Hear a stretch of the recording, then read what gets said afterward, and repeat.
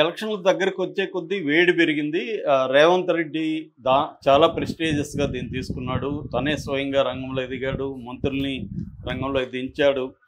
అట్లాగే అనేక వ్యూహాలు కూడా పన్నుతున్నాడు. ఎందుకంటే ఓవరాల్‌గా సర్వేలన్నీ చూస్తే కొత్తగా ఇప్పుడు 7 సర్వేలొచ్చాయి నాకు తెలిసి. 7 సర్వేలు కూడా బీఆర్ఎస్ఏ గెలుస్తుందని చెప్పే పరిస్థితి కనబడుతుంది. అందుకని రేవంత్ రెడ్డి కొత్త కొత్త వ్యూహాలతో ముందుకొస్తున్నాడు. ఇందులో ఒకటేందంటే అసలు ఈ సునీత నామినేషన్‌ని రద్దు చేసే కార్యక్రమంలోకి రేవంత్ రెడ్డి వెళ్ళినట్టుగా కనబడుతుంది. దానికి సంబంధించి ఇప్పుడు ఈవిడ అఫిడవిట్‌లో పెట్టినవన్నీ అబద్ధాలని చెప్పి నిరూపించడం కోసం మాగంటి గోపీనాథ్ వాళ్ళ భార్యను, ముందు భార్యను, అంటే మాగంటి గోపీనాథ్‌కి 2 భార్యలు, అఫీషియల్‌గా లీగల్‌గా ఎవరు భార్య అనేది ఇక్కడ తేలాలి.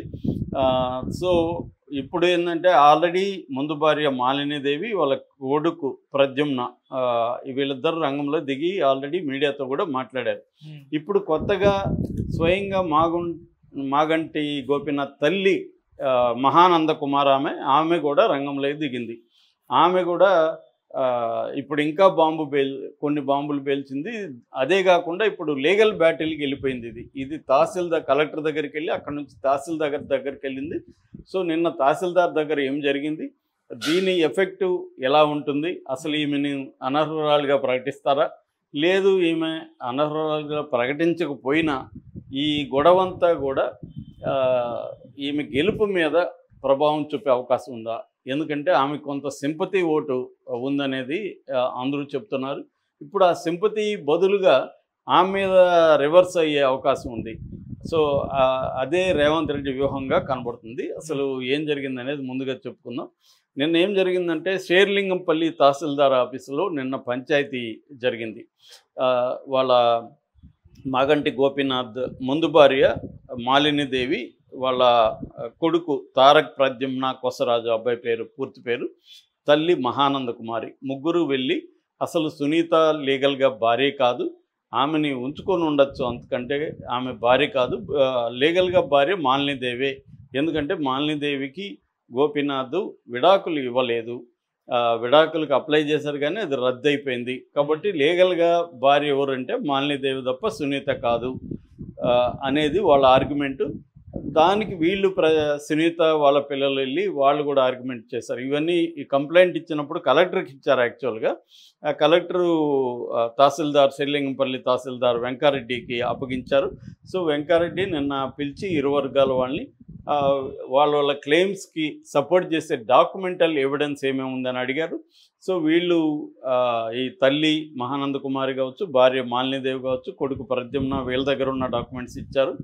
దీనికి నోటీసులు సునీతకి, వాళ్ళ పిల్లలు, ముగ్గురు పిల్లలు, సునీతకి, గోపీనాథ్కి ముగ్గురు పిల్లలు, అక్షర, దిశిర 2 కూతుర్లు, వాత్సల్య అనే అబ్బాయి కొడుకు, వాళ్ళ ముగ్గురికి కూడా నలుగురికి సునీతకి పిల్లలకి నోటీసులు ఇచ్చారు.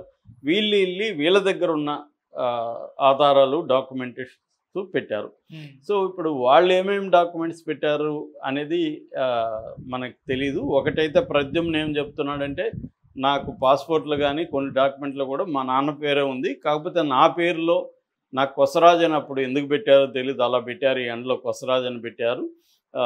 సో నేను చాలా కాలం అక్కడే ఉండిపోయాను, చనిపోయినప్పుడు కూడా నేను వస్తానంటే నన్ను రావద్దన్నారు నాకు. ఎందుకంటే సడన్గా తెలిసింది న్యూస్, 24 గంటలు పడుతుంది నేను రావడానికి, నేను బయలుదేరుతుంటే వీళ్ళు వద్దన్నారు. బీఆర్ఎస్ వాళ్ళు కొంతమంది బెదిరించారు. నా దగ్గర కాల్ లాగ్స్ అంతా కూడా ఉన్నాయి, వాళ్ళ పేర్లు కూడా బయట పెడతానని ఆ అబ్బాయి అంటున్నాడు.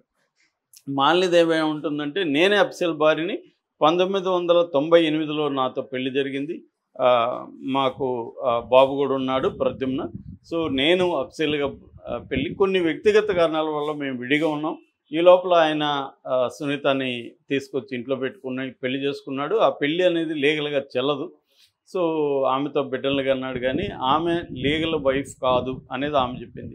ఇక తల్లి మహానంద కుమార్ అయితే ఏకంగా అసలు తన కొడుకు మాగంటి గోపీనాథ్ చనిపోవడమే అనుమానాస్పదంగా చనిపోయాడు, అతను హాస్పిటల్లో ఉన్నప్పుడు నన్ను చూడనివ్వలేదు, నేను వెళ్తే వెంటిలేటర్లో ఉన్నాడు, చూడడానికి కుదరదన్నారు, కేటీఆర్ని కూడా నేను భంగపడ్డాను, నా కొడుకుని నేను చూసుకొనివ్వండి అని అడిగితే నేను లోపలికి వెళ్ళొచ్చి నాకు చెప్తానన్నాడు, లోపలికి వెళ్ళొచ్చు అతను వెళ్ళిపోయాడు, నన్ను కలవనీలేదు,